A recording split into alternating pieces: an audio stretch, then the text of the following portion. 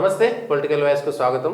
అయోధ్యలో రామాలయము భవ్య మందిరము పూర్తయిపోయింది. మరికొద్ది క్షణాల్లో గంటల్లోనే రామ మందిరానికి సంబంధించినటువంటి ప్రారంభోత్సవం జరుగుతున్నది. అయితే ఈ రామ మందిరానికి వెనక ఉన్నటువంటి కొన్ని లక్షల మంది కోట్ల మంది కార్యకర్తలు ఉన్నా కూడా స్వయంగా కరసేవలో పాల్గొన్నటువంటి వాళ్ళ అనుభవము ఇది జరుగుతుంటే వాళ్ళ యొక్క ఫీలింగ్ ఎట్లా ఉంది, ఇన్నర్ ఫీలింగ్ ఎట్లా ఉంది అనేటువంటి విషయాన్ని తెలుసుకుందాము. కరసేవలో పాల్గొని అరెస్ట్ అయినటువంటి చిల్లకూరి గోపి గారు మనతో ఉన్నారు. అయోధ్య కరసేవకు సంబంధించి ఈ నిర్మాణం జరుగుతుంటే వాళ్ళ లోపల ఉన్నటువంటి భావోద్వేగం ఎట్లా ఉందనేటువంటి విషయం తెలుసుకుందాం. సార్ నమస్తే అండి.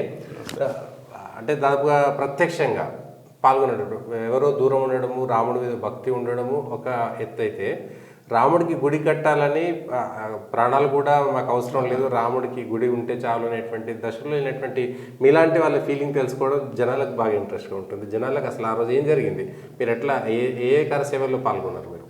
అంటే 2 సార్లు జరిగిందండి. ఒకటి 90, ఇంకోటి 92, 93 మధ్యలో జరిగింది. సో మొదటిసారి నేను కొంతవరకు వెళ్ళగలిగాను.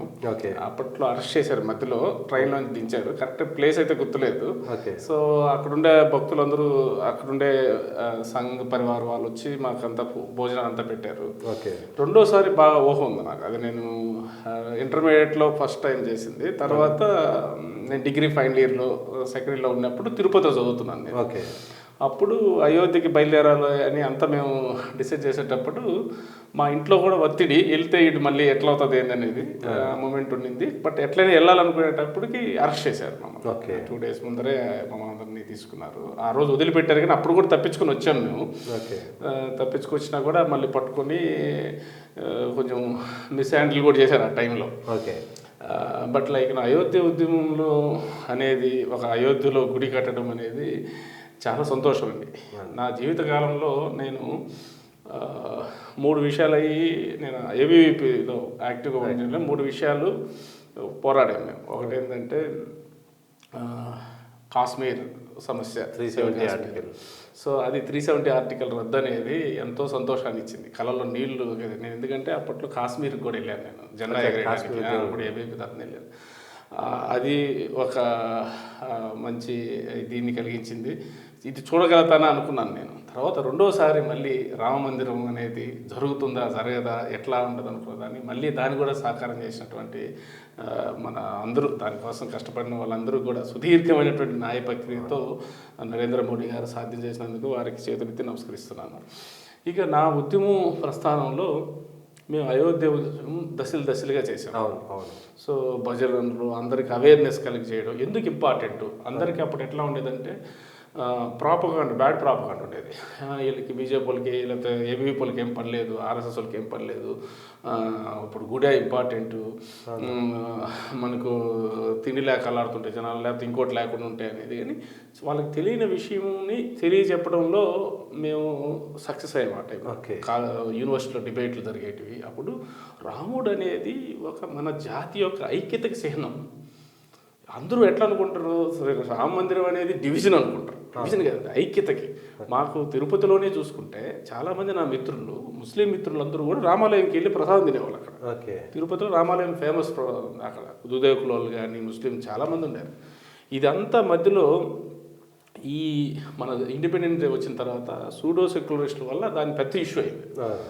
అది ఇప్పుడు 496 years బ్యాక్ జరిగేటువంటి దురంకార దాడి, దానిలో మనం టెంపుల్ కూలగొట్టడము, దానిలో అప్పట్లో మనం బానిసత్వంలో మొగ్గుతున్నాం. అప్పుడు మనం ప్రొటెస్ట్ చేయలేకపోయాం. చేసినా కూడా అది మన బలం సరిపోలేదు. సో ఇటువంటి బాధలోంచి ఎంతోమంది త్యాగం చేశారు అప్పటి నుంచి. తర్వాత మనకు విహెచ్పి ద్వారా ఐ థింక్ అరౌండ్ 84లో కమిటీ ఏర్పడింది. తర్వాత అన్నిటికన్నా నాకు గుర్తున్నది ఏంటంటే మీనాక్షిపురం అని తమిళనాడులో ఉంటుంది. అక్కడ ఒక్కసారిగా ఊరు కన్వర్ట్ అయిపోయారు ఇస్లాంలోకి. అది ఒక్కసారిగా ఆర్ఎస్ఎస్ పెద్దలు ఏం జరిగింది అక్కడ అనేది వెళ్ళారు అనమాట. అక్కడ వెళ్తే ఏంటంటే ఈ పూజారులు దళితుల్ని టెంపుల్లోకి రానికపోవడం, వాళ్ళేదో జనరల్గా ముస్లిమ్స్ డబ్బులు ఇస్తారండి మా మతంలోకి అంటారు, భయపెట్టే తీసుకెళ్తారు. బట్ అది ఎక్కడ ఏం జరిగిందో తెలియదు. కానీ నాకు పూర్తి గుర్తు, నేను చిన్నప్పుడు ఊహగా విన్నది ఏంటంటే మొత్తం ఊరు మారిపోయారు. మారిపోయినప్పుడు ఇది ఎందుకు జరిగింది అని చెప్పేసి అప్పుడు ఆర్ఎస్ఎస్ పెద్దలు వాళ్ళందరూ ఒక కమిటీ వేస్తే అప్పుడు చాలా విషయాలు తెలిసే వాళ్ళకి. అప్పుడు మళ్ళీ తిరిగి తీసుకురావాలి వాళ్ళని ట్రై చేస్తే వాళ్ళు 30% బ్యాక్ వచ్చారు. తర్వాత 4 ఇయర్స్కి 90% వచ్చారు.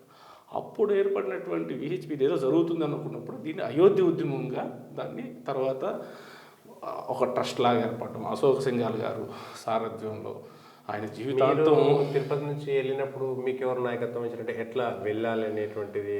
అప్పుడంతా కూడా నేను యూనివర్సిటీ లీడర్ ఉన్నాను, మ్యాథ్స్ అండ్ సైన్స్ సెక్రటరీ గెలిచాను అక్కడ. సో ఏబీవీపీలో ఉండడం వల్లనే ఇవన్నీ తెలిసాయి. లేకపోతే నేను 10th నాకు అవగాహన ఉండేది. బట్ ఇంటర్మీడియట్కి వచ్చేటప్పటికి ఇదైంది. అప్పుడేదో జస్ట్ మామూలు టూర్ కాశ్మీర్ చూపిస్తారంటే వెళ్ళిపోయాం, మాకు తెలియదు కాశ్మీర్ ఇష్యూ ఏందనేది. అదేవిధంగా అయోధ్యది అయితే రాముడి ఇది గుడి కట్టాలి అది ఇది అనేది. బట్ స్టిల్ అప్పటికి అంత క్లారిటీ ఉండేది కాదు. డిగ్రీకి వచ్చిన తర్వాత క్లారిటీ వచ్చింది. దీని మీద చాలా డిబేట్లు జరిగాయి.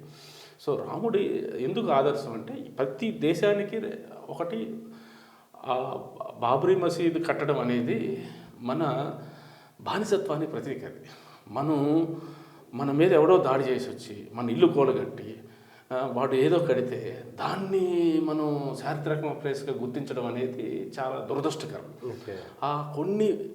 కొన్ని శక్తి జనక యంత్రాలు అంటారు. ఇప్పుడు కాశీ, మళ్ళీ విధంగా మన అయోధ్య, మళ్ళీ మధుర, ఇవన్నీ కూడా ఏంటంటే శక్తి జనక క్షేత్రాలు అంటారు. అంటే అక్కడికి వెళ్ళంగానే ఆ వైబ్రేషన్స్తో ఎన్నో అద్భుతాలు జరుగుతాయి అనేది మన పురాతన కాలం. కాశీ అనేది చాలా పురాతనమైనది. సో ఇవన్నీ కూడా మన సనాతన ధర్మాన్ని పెంపొందిస్తూ మనం అందరినీ కలుపుకునే తత్వాన్ని పెంచేటివి. దాన్ని రాజకీయం అయ్యి మన ఇండిపెండెన్స్ అయిన తర్వాత మనకు బలం వచ్చి కూడా ఇండిపెండెన్స్ వచ్చిన తర్వాత ఇమీడియట్గా చేయాల్సిన పని అయితే అదన్నీ పక్కన పెట్టాం మనం. డెవలప్మెంట్ ఇది అనేది ఈ సూడో సెక్యులర్ రాజకీయాలంతా చేస్తూ ఇన్నాళ్ళకి 2004లో సాకారం అనేది చాలా అదృష్టం. అది కూడా సుదీర్ఘ న్యాయ ప్రక్రియ. మీకు ఎట్లా అనిపించింది? అంటే సుప్రీంకోర్టు తీర్పు రావడం, అప్పుడు నాకు తెలిసి నేను ఈరోజు ఫేస్బుక్లో ఒక పోస్ట్ పెట్టాను. రాముడు ఆయన అనుకుంటే అడ్డుకోలేక కాదు, రాముడు దేవుడు అయినప్పుడు ఆయన అడ్డుకోలేకనా మనలో ఉండే బానిసత్వ భావాన్ని పోగొట్టి మన బానిసత్వాన్ని పోగొట్టు మనం బలంగా తయారు చేసి పోరాడి విజయం సాధించింది. ఇది మనకు అన్ని రకాలుగా జరిగాయి. సామధాన దండోపాయాలతో పాటు మనం న్యాయ ప్రక్రియ కూడా పూర్తి చేసాం. ఇప్పుడు ఒక లక్ష్యం సాధించాలంటే మన భారతదేశంలో భిన్నత్వంలో ఏకత్వం, ఏకత్వంలో భిన్నత్వంగా 2 రకాలుగా ఉన్న దీనిలో ఒక న్యాయ ప్రక్రియ అవసరం. అందరిని ఒప్పించి చేయాలి. అందుకని ఈ సంవత్సరాలు జరిగాయి. సో ఒప్పించడానికి ప్రయత్నాలు జరగలేదు అంతకుముందు, ఎంతసేపు రెచ్చగొట్టి డివిజన్లో జరిగాయి. బట్ ఒక 10 సంవత్సరాలుగా నరేంద్ర మోడీ గారి ఆధ్వర్యంలో అందరినీ ఒప్పించి చేస్తున్న మహత్కర కార్యక్రమం కాబట్టి చాలా పార్టీలు అటెండ్ అవుతున్నాయి ఈరోజు. ఒకవేళ 2019లో అప్పుడు ఇండియాలో ఉన్నారా? శిలాన్యాసం జరిగినటువంటి రామజన్మభూమికి శంకుస్థాపన జరిగినప్పుడు ఇక్కడ ఉండేనండి నేను. కానీ యాక్చువల్గా విషయం ఇంకోటి ఏంటంటే మొదటి శిలాన్యాసం జరిగింది రాజీవ్ గాంధీ. సో దానికి ఆయన పర్మిషన్ ఇచ్చాడు. అది చెప్పుకోలేకపోతున్నారు కాంగ్రెస్ వాళ్ళు. ఇంతకంటే దౌర్భాగ్యం లేదు కాంగ్రెస్ పార్టీకి. ఎంత దౌర్భాగ్యంలో ఉన్నారంటే వాళ్ళు. ఇప్పుడు శిలాన్యాసం అనేది మొదటి స్టెప్ అయోధ్యకి. అప్పుడు అశోక్ సింఘాల్జీ వాళ్ళు విహెచ్పికి అనుమతి ఇచ్చి న్యాయ ప్రక్రియ పూర్తి చేసింది కూడా రాహుల్ గాంధీ ఉన్న మంత్రి వర్గమే చేసింది. అంత చేసిన వాళ్ళు అది చెప్పుకోవడానికి కూడా భయం ఈరోజు. అంత పరిస్థితి వాళ్ళకి ఎట్లుంటుందంటే కాంగ్రెస్ వాళ్ళకి ఇప్పుడు తిండి ఏం దొరకకపోతే ముళ్ళకంప తింటుంది అనమాట.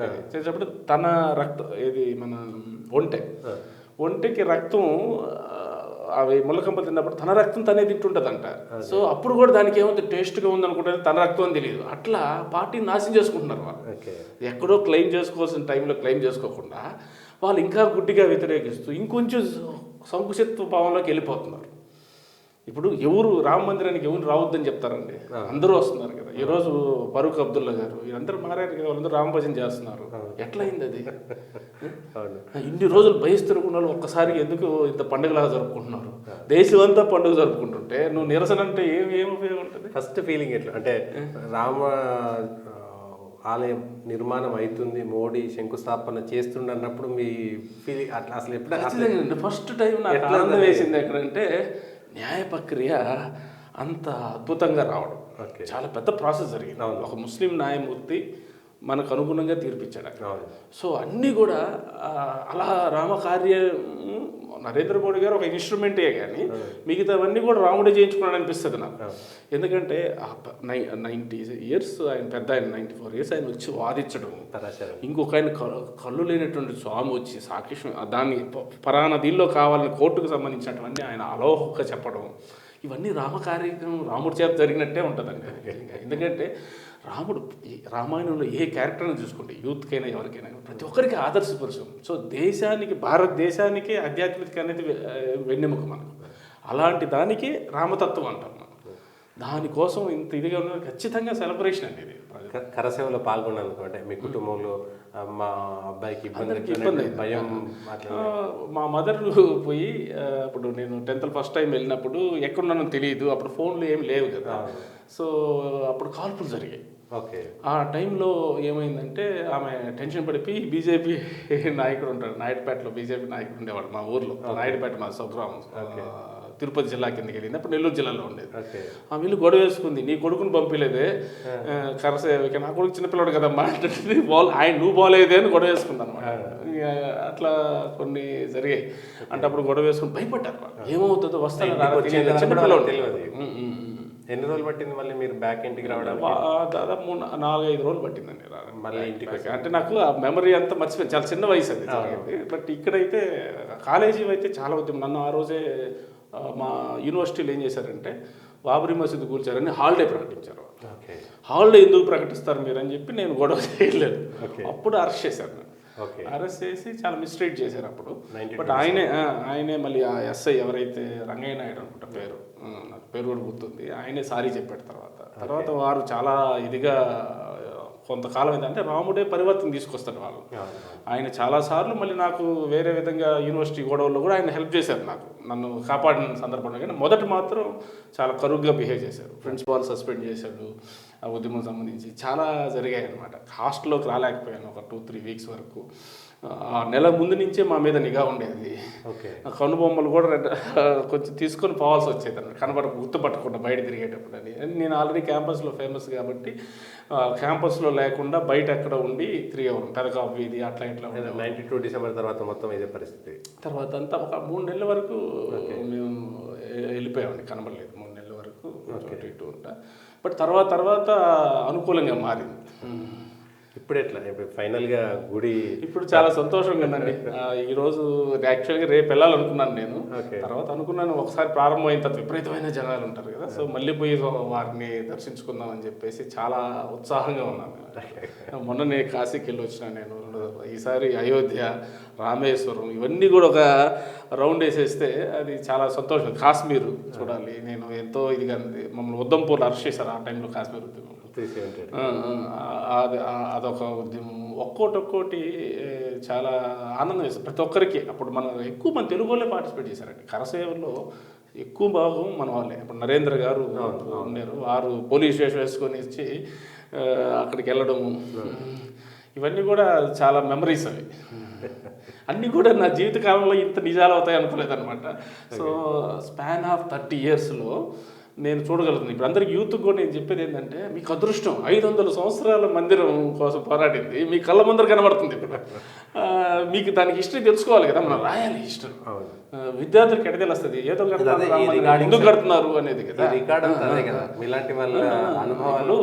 వివక్ష నుంచి విజయం వైపు వెళ్తున్నాం మనం, బానిసత్వం నుంచి బలం వైపు వెళ్తున్నాం మనం. అలాంటి దానికి శిఖనం ఇది.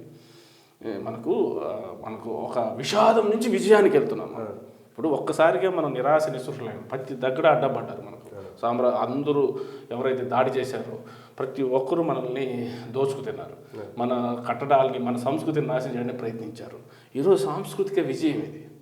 దీన్ని అందరినీ ఒప్పించి మన భారతదేశం యొక్క రాజ్యాంగం ప్రకారం తీసుకెళ్ళడం అనేది చాలా ఇది. మనమేం బలవంతాన వేరే కంట్రీ లాగా చేయలే. ఇదంతా ఒక న్యాయ ప్రక్రియ జరిగింది. కొన్ని వేల మంది, లక్షల మంది కరసేవకులతో పాటు అన్ని బలగం, బుద్ధి అన్నీ కూడా పనిచేసాయి.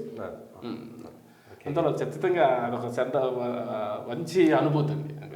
థ్యాంక్ యూ గోపి గారు. ఇది ఒక కరసేవలు అంటే అయోధ్య రామాలయం కట్టడం కోసం అనేక మంది పోరాడితే అందులో ఒక పోరాటంలో పాల్గొని చూసేటువంటి భాగ్యం కలిగేటువంటి విషయంలో ఆ భావోద్వేగం చెప్పలేనటువంటిది